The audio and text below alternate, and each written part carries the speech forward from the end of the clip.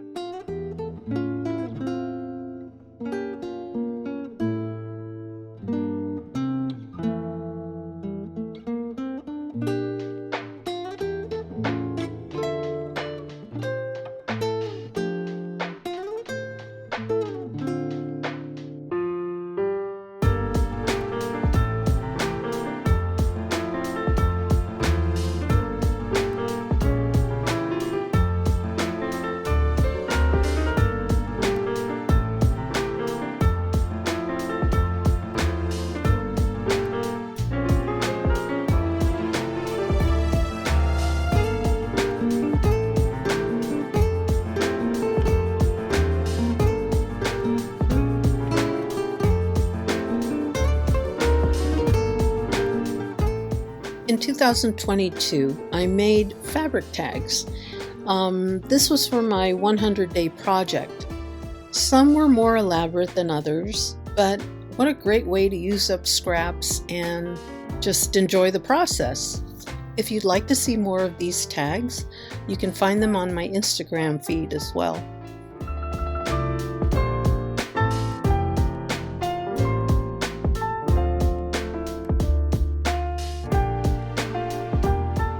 I thought it would be fun to show you a few ways to incorporate fabric into your own junk journals. So originally I was going to paint this cover, but I decided to make a fabric cover. Obviously, at the time of filming, we were weeks ahead of starting Junk Journal January, so please keep in mind that anything you see here, you can incorporate in your journals today on day 24. So I just wanted to add that little tidbit in. I used a piece of corrugated cardboard, and it measures approximately 9.5 inches wide by 6.25 inches tall. So that's a nice size to work with, at least for me. And I only plan to put in one signature of 8 pages, which will give me a total of 32 pages front and back. So the next thing I did was I went through a bin of old quilt pieces and I put together a grid, if you will, as the cover. So this is what I did. I just machine stitched everything together to make sure I had the right size, and it looks pretty good. But I'm not done. I'm going to take this off camera and zhuzh it up a bit, and then in the next segment we'll go ahead and glue it all together and get started with this journal cover and putting everything together. Okay, be right back.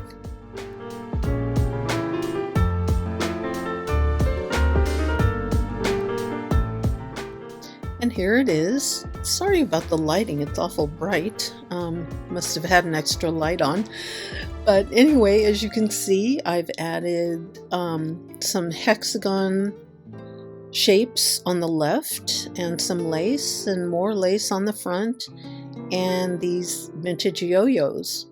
I did not really tack down the lace. I thought I'd leave it loose. So I'm pointing out the fact that I had torn some of the cover, and it really doesn't matter. Just make sure that you get enough glue into those ridges and everything will work out just fine. Now, if you find this cover too busy for your own taste, that's fine. Let me show you what I did to the inside of my cover.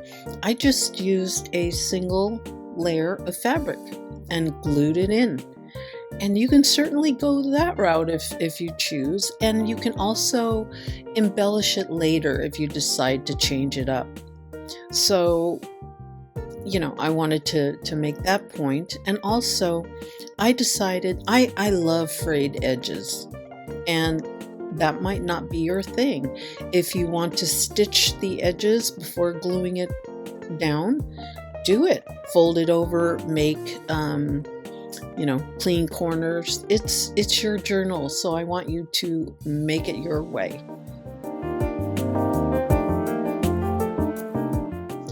Now it's time to glue our cover down, and I just happen to have fabric glue, so this is what I'm going to use. If you don't have fabric glue, you can certainly use PVA or Elmer's glue. I don't think you need to water it down, just be mindful of the layer of glue that you put down. Or you could use Mod Podge or even matte medium. But I suggest you test it. Test the glues that you have, see which one works best for you. And that way you know that you'll get the right adhesion that you need for your cover. Now, a note about your sewn covers. When you're stitching and adding layers, it does shrink the base a little bit, or shrink is not the right word, it just pulls the fabric. So here I am taking my time, making sure that I have enough coverage. This is where you take a good look and see if you want to add, you can always add more fabric to make it fit the cover better to your liking. And because mine, I have frayed edges, I'm not too concerned about it being perfectly square or clean. But again, just if you're not familiar with gluing fabric down, you have a little leeway as far as removing, lifting, placing it the right way. So yeah, I'm taking my time here, as you can see.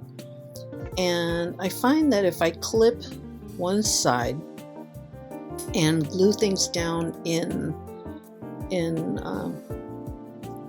2 stages, if you will, that makes it easier, at least for me. So let me show you how it's done. It's very simple. Here again, I'm checking the spine and the side, and I like the fact that my inside cover peeks through onto the front there, and again, that doesn't bother me.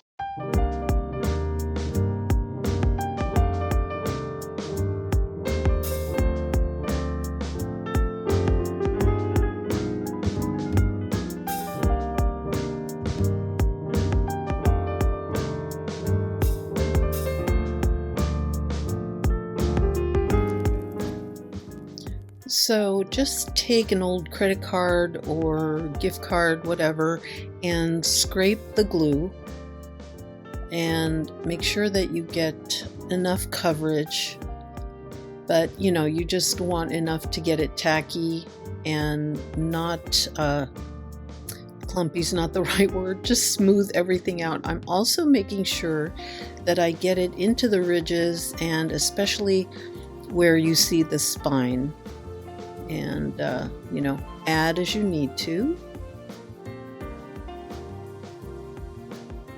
Having trouble there with that nozzle. And I want to make sure not to get any glue onto the fabric, my inside cover there, because I don't want it to be glued together. And just press, and see how you can manipulate the fabric and pull it, stretch it where you need to.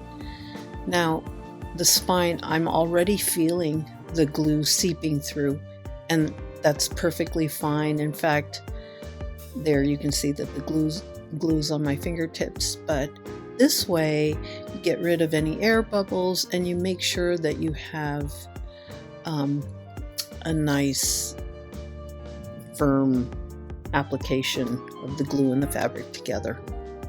And that's important, especially for the spine, I think, because when you add your pages,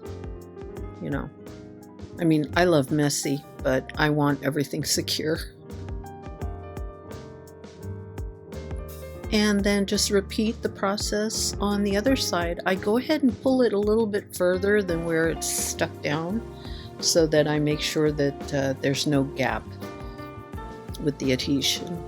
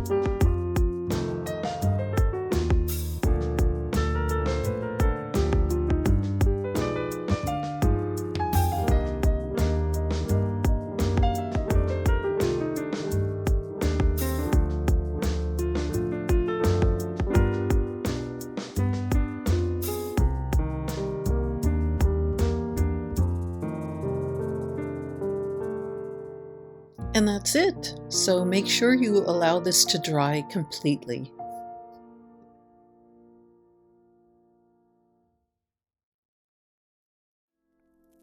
And here it is. It's completely dry and it worked out great. Again, a simple process of gluing the fabric directly to the cover, and the corners are not mitered. It's very messy and very freeform, and that's exactly the look that I was going for. However, another hindsight thing is that I did want to add a pocket, and I forgot, totally forgot. But again, that's not a problem. So let's do that now.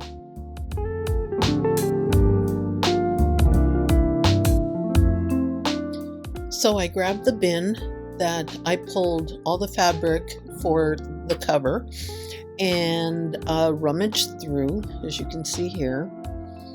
And it was great because I did find a piece that was pretty much all set to go. This was actually from a larger piece that I had put together, and I had cut it up. So it goes to show I don't get rid of anything because you never know when you'll be able to use it. But regarding this piece, I just love how I can use see the left side there? I can nestle it right into the spine, and that way I don't have to glue it down because my signatures will take care of that. And yeah, there's the signature. And now's the time to decide if I want to add more to that pocket.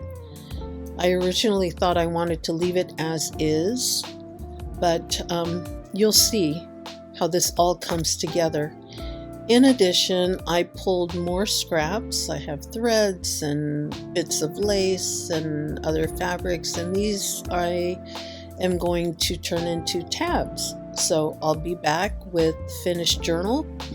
And again, hope this gives you some ideas that you might want to incorporate into your journal. All right, be right back.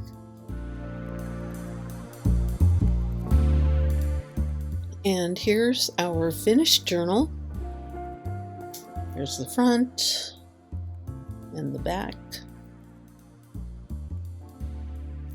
And now let's take a look at the inside. So our signature is sewn in, and in the upper left corner there, you see that I had added a small fabric cluster to hang from that corner, and I was actually able to stitch that on without stitching onto the cardboard. And that's another nice feature. If your fabric hangs over the edges, you have that leeway to sew directly onto the cover. And these are the tabs, and I just chose a few pages to add these tabs. I have no idea what the prompts are off the cuff, or what I'll be doing, but that's part of the fun and being open to use some creative ideas when you already have pattern down. I'm trying to show that there's gold in that fabric, but it didn't work. So again, one little tip, use a wide stitch on your machine, because if you use tiny stitches on paper, you will eventually perforate that paper and lose it. Here's the pocket. This was fun. I ended up adding fabric to the right corner and the bottom to square things off. And then I found an old charm that I made. I mean, this is really old. This is way back when. I think it was 2002 or something. Made a bunch of these out of tin. We snipped tin and added those tiny eyelets there. I also added a faux pearl and a vintage sequin to the safety pin there, the ball pin, and added some tatting lace, and that's my pocket. So I'm happy with the way it turned out, and I'm hoping that, again, this gives you some ideas of how to use fabrics in your journal. And there's nothing new here. But again, what makes it special is how you use these elements in your work.